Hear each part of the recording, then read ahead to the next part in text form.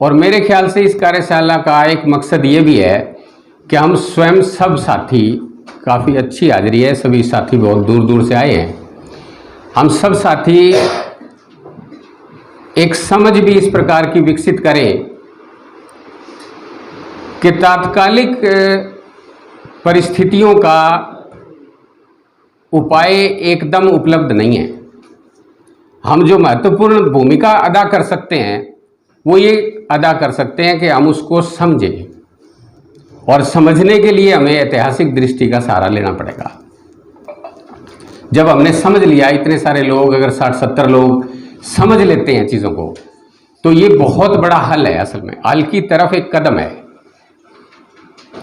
तो ये कोशिश रहेगी कि कल शाम तक हम लोग कुछ बातें स्पष्टता के साथ समझ पाएं, हल की जल्दबाजी ना करें, और मतलब किस मोर्चे के ऊपर कन्फ्रंटेशन ज़्यादा जाकर करनी है, इसकी भी बात बीच के अंदर आएगी किसी न किसी रूप में।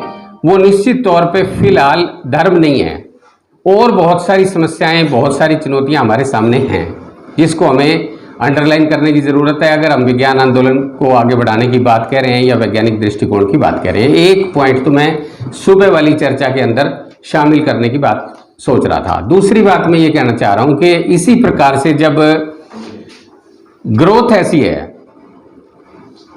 तो फिर चुनौतियां भी कोई आज ही के दौर में तो खड़ी नहीं हुई। विज्ञान के सामने चुनौतियां तो बहुत पहले से थी। जब से समाज की संरचना हुई और मनुष्य ने समाज को समझना शुरू किया और समझकर एक प्रकार से दखल कर रहा है, वो दो चीज़ों के साथ वो अपना संघर्ष करता है। एक तो नेचर के साथ करता है, प्रकृति के साथ संघर्ष मनुष्य का अगर ना हो तो यहाँ पहुँच ही नहीं सकती मानव जाति। मानव जाति ने प्रकृति के साथ संघर्ष किया, रास्ते निकाले, और जो संघर्ष करने की जो प्रक्रिया है उसी के अंदर विज्ञान ने जन्म लिया है। विज्ञान ने ही असल में इस प्रकार की चीज़ें दी, चाहे वो परसेप्शन की बात आ रही थी कि सबसे पहले बोध, देखना, समझना चीज़ों को, और फिर उसके बाद उसके अंदर किसी न किसी प्रकार की हस्तक्षेप करने की बात, जो साइंस के मेथड की बात की जा रही थी। तो ये शुरू से ही चुनौतियां हैं। अब 5000 साल की चुनौतियों पे तो हम चर्चा नहीं कर रहे आज के सेशन में, वो तो बहुत बड़ा विषय हो जाएगा। लेकिन कुछ संदर्भ आज के फिलहाल के जरूर हमें बीच के अंदर लेने चाहिए। उसकी शुरुआत मैं यहाँ से करना चाहता हूँ। मैं अपने देश के अंदर ही, जब हम अपने देश को आज़ाद करवाकर एक सफ़र शुरू कर रहे थे आज़ाद देश का, तो अगर विज्ञान और वैज्ञानिक मानसिकता की बात हमें करनी है तो हमें नेहरू को याद ज़रूर कर लेना चाहिए। ये इन्हीं साथियों ने बताया भी, और हमने भी फिर बाद में उसको पढ़ने की कोशिश भी की। मुझे याद है डॉक्टर कालड़ा के साथ जब मैं हिसार के एग्रीकल्चर यूनिवर्सिटी में बैठकर बातें हम करते थे तो उस समय नेहरू जी की बात ये बताते थे, और बाद में हमें पढ़ने का अवसर मिला। डिस्कवरी ऑफ इंडिया में नेहरू ने 9 पेज लिखे हैं साइंस और साइंटिफिक टेम्पर पे, जो आप ज़रूर पढ़िए। और इतना अच्छा मटेरियल है, वो सब चीज़ें एक तरह से क्लियर करने की कोशिश उस दौर में कर रहा है। और शायद पूरी दुनिया में वो एक ऐसा व्यक्ति है जो सीधे तौर पे वैज्ञानिक नहीं है, लेकिन साइंटिफिक टेम्पर की टर्म देता है। साइंटिफिक टेम्पर जिसको हम अभी तक भी ढूंढते हैं कि इसको स्वभाव कहें या इसको प्रकृति कहें या इसको क्या कहें, अर्थ क्या दें, हिंदी का अर्थ क्या दें, इसको जन्म देने वाला जवाहरलाल नेहरू है। और साइंटिफिक टेम्पर पर उस समय जिस प्रकार की बातें की गई, उसके बाद जिस प्रकार का देश के अंदर वातावरण बना, उस वातावरण में विज्ञान ने पैर पसारे, और पैर कुछ इस प्रकार के पसारे जिसके अंदर एक समाज को आगे ले जाने की इच्छा शक्ति है। उसके अंदर नागरिकों के सचेत होने की एक जगह पहचानने की ज़रूरत है। नागरिक जो हैं वो जिस तरह से स्टेट के साथ संबंध बनाते हैं, राज्य के साथ, हिंदुस्तान के अंदर वैसा संबंध आज भी नहीं है। उसकी अपनी कहानी है, अपनी पेचीदगियां हैं, उसके ऊपर हम नहीं जा रहे हैं। इतिहास और राजनीति का विषय, उसके ऊपर बात नहीं कर रहे हैं। लेकिन ये जरूर बात है कि उस दौर के अंदर ये चिंताएं जरूर वैज्ञानिकों ने की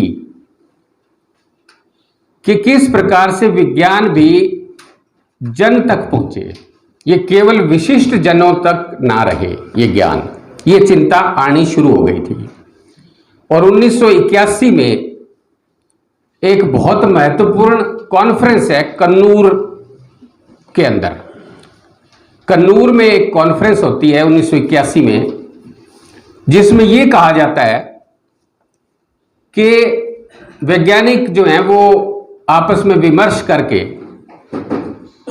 और उस समय की चुनौतियों की बात करते हैं कि हिंदुस्तान में अगर समाज को विज्ञान के जरिए उन्नत करना है, विकसित करना है, तो चैलेंजेस क्या हैं। एक बात, वो साइंटिफिक टेम्पर को भी डिफाइन करने की बात करते हैं। दो बात, और तीसरी बात ये कि वो विज्ञान को जन जन तक, यानी उसका जनतांत्रीकरण कैसे हो, वो केवल मात्र विशिष्ट जनों के पास ना रहे वो ज्ञान। तो बहुत ही बारीक चर्चाएं वो वैज्ञानिक कर रहे हैं। 7 पेजों की केवल मात्र वो चार्टर कह लो उसको, घोषणा पत्र कह लो उसको, वो 1981 में, शायद 16 जुलाई 1981 को वो घोषणा पत्र तैयार हुआ। हिंदुस्तान के वैज्ञानिकों ने उस घोषणा पत्र को तैयार कर लिया और उसमें जो चैलेंजेस बता रहे थे, सबसे इंपॉर्टेंट, क्योंकि मुझे तो विषय चैलेंज का ही डील करना है, बस बाकी बातें हो चुकी और फिर होंगी। तो उसमें जो चैलेंज बताए ना उन्होंने, उसकी तरफ मैं आपका ध्यान ले जाना चाहता हूं। अगली करना प्लीज। ये है, ये मैंने 1981 जो कोट किया, एक मिनट आप रुको, मुझे मालूम है। 1981 जो मैंने कोट किया, इस समय जो डिक्लेरेशन तैयार हुई 7 पेजों की, उसमें जो बातें कही गई, उन बातों की 30 साल के बाद समीक्षा होती है। 30 साल के बाद लगभग। और 2011 में फिर से वैज्ञानिक बैठे पालमपुर में।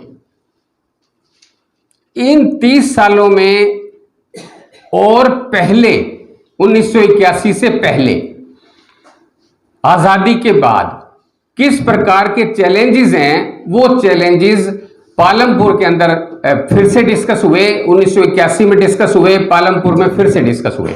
ये मैं आपके सामने रख रहा हूं। पहला जो चैलेंज आया निकल के, धार्मिक और संकीर्ण पहचानों की मौजूदगी।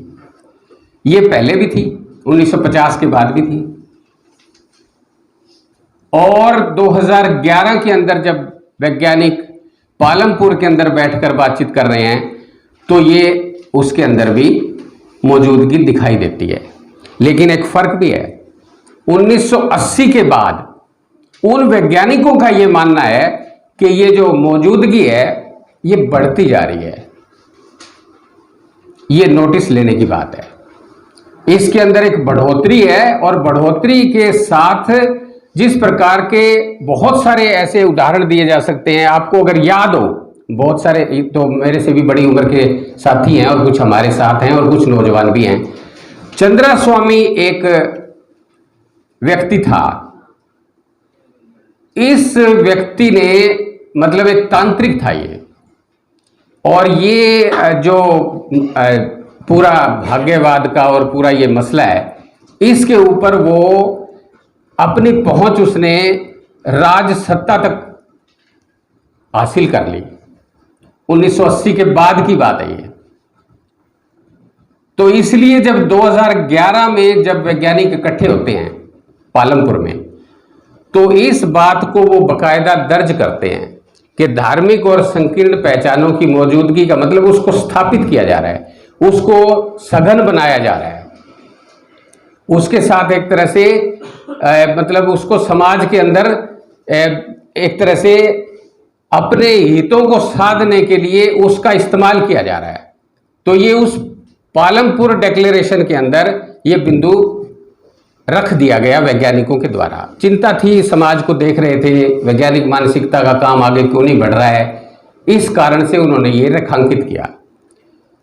दूसरी बात ये आई अतार्किक समूहों का उभार। तर्क जो है क्योंकि जैसे साइंटिफिक टेम्पर की जो बात थी थोड़ी सी एडवांस हुई आजादी के बाद, लेकिन वो इतना तो उसका ऐसा प्रभाव तो पूरे समाज के ऊपर नहीं पड़ गया कि हम सब पूरे के पूरे देश को और समाज को एक तरह से तर्कशीलता के रास्ते पर डाल पाए, ऐसा तो नहीं हो पाया। तो ये जो अतार्किकता है ये बहुत एक तरह से जटिल चीज भी है।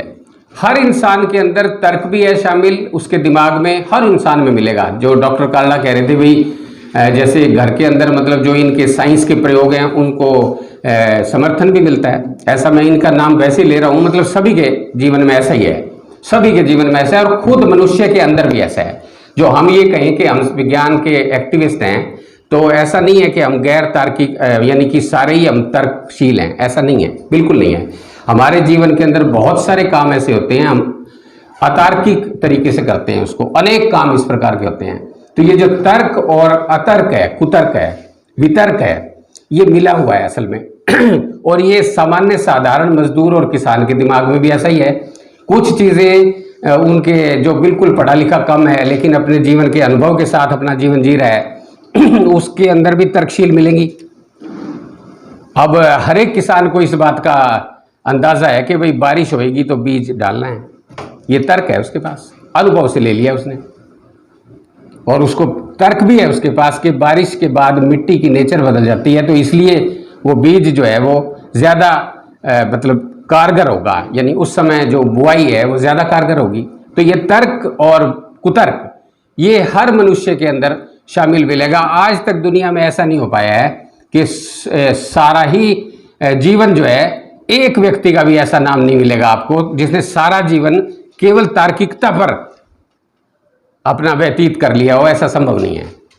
लेकिन कभी कभी ऐसा होता है, जैसे स्पाइरल ग्रोथ की बात आ रही थी, कभी कभी जो अतार्किकता है वो ज्यादा हावी होती है समाज के ऊपर, और कभी कभी तर्कशील जो विचार हैं या कार्य पद्धति है, जीवन जीने का जो ढंग है, कभी कभी उसको आगे ले जाया जाता है, एडवांस किया जाता है। और कभी कभी समाज फिर इसको समूह के रूप में भी अडॉप्ट करता है। कभी तो व्यक्ति खुद अपने जीवन में उतारता है, कभी पूरा ग्रुप जो है समाज का, पूरा समुदाय वो इस प्रकार की दिशा में चल पड़ता है। तो ये जो डिक्लेरेशन के अंदर 2011 की डिक्लेरेशन पालमपुर की कहती है, वो उस समय नोट करती है कि अतार्किक समूहों का उभार ज्यादा हो रहा है देश में। उसके बाद है रूढ़िवादी व्यवहार में बढ़ावा। अब ये भी एक बात है, मतलब एक तरह से इसको क्या कहा गया, मतलब आप ठीक और गलत के अंदर तलाश करने की जिज्ञासा भी छोड़ देते हो और केवल मात्र जो चल रहा है उसी को फाइनल अपने जीवन के अंदर उतार रहे हो। सोचना जिसको कहते हैं, क्रिटिकल थिंकिंग जिसको कहते हैं, उसकी आदत कमजोर पड़ गई। आदत ही नहीं है उसकी, हर बात के ऊपर प्रश्न करने की कोई बात ही नहीं है। अभी भी आप मिलते हैं समाज के अंदर, बहुत सारे लोगों को मिलते हैं तो ऐसा आता है जी, अभी हम पश्चिमी बंगाल जा रहे थे, पुरुलिया, तो ट्रैवल कर रहे थे जहाँ रेल के डब्बे में, उसी में दो बहुत ही बुजुर्ग मतलब हस्बैंड वाइफ थे, राजस्थान से आ रहे थे। थोड़ी बहुत बातें उनसे हो गई, बोले जी हम तो वहाँ जा रहे हैं, बोध गया जा रहे हैं, बिहार में उतर जाएंगे, पिंड दान करने जा रहे हैं। तो उस पिंड दान के ऊपर चर्चा हो गई हमारे बीच में, उनके बीच में। उन्होंने कहा जी पुरखों ने बनाए थे, देखो क्या, मतलब हमारी बात से मतलब उनको यानी कि जवाब जवाब तो थे नहीं। फिर उन्होंने आखिरकार ये कह दिया कि भाई पुरखों ने बनाए थे जी, हम तो ज़्यादा जानते नहीं, बट ये है कि हमें करके आना है, निभानी है मतलब बात। तो ये जो है ना एक प्रकार का मतलब मनुष्य का सोचने का तरीका है, बस वो इतना ही सोच पाता है मनुष्य, इससे ज़्यादा फिर वो प्रैक्टिस के अंदर उतार देता है चीज़ों को कि भाई करना है इसको, मतलब एक रूढ़ी बन गई है, एक रिवाज बन गया है तो इसको निभा दो, इसमें कुछ भी नहीं बिगड़ता, हमारे पुरखे करते थे। तो ऐसी चीज़ों का भी एक तरह से उभार नोटिस में लिया गया। उसके बाद धर्मांधता के प्रतीकों का प्रसार, ये लगातार मतलब उस दौर के अंदर इस प्रकार की चीज़ें नोटिस ली जा रही हैं। और ख़ास करके ये आप देखेंगे कि 1992 के अंदर जब एक मंदिर निर्माण को लेके खास तरह का एक वातावरण बना था और मस्जिद गिराई गई थी, उसके बाद से लगातार इस प्रकार के चीज़ें जो हैं वो काफ़ी ज़्यादा धार्मिक, मैं तो हरियाणा से लेता हूँ, हरियाणा के अंदर बहुत समय पहले आर्य समाज का ज़्यादा से ज़्यादा प्रभाव था और ये इस प्रकार के मतलब व्रत और इस तरह से बहुत सारे मंदिरों में जाना, ये बहुत ही कम चलन था हरियाणा के अंदर। आप इसकी आराम से मतलब इस बात को खोजबीन कर सकते हैं। लेकिन अब का हरियाणा का समाज ही बिल्कुल अलग है। अब तो गणेश उत्सव भी मनाए जाते हैं और मतलब शिवरात्रियां भी मनाई जाती हैं और कावड़ कितने ज़्यादा ले आए जाते हैं और मंदिरों के अंदर मतलब सुबह शाम आरतियां होती हैं। तो ये बदल गया, तो ये बदलाव नोटिस कर रहे हैं वैज्ञानिक उस दौर के अंदर। उसके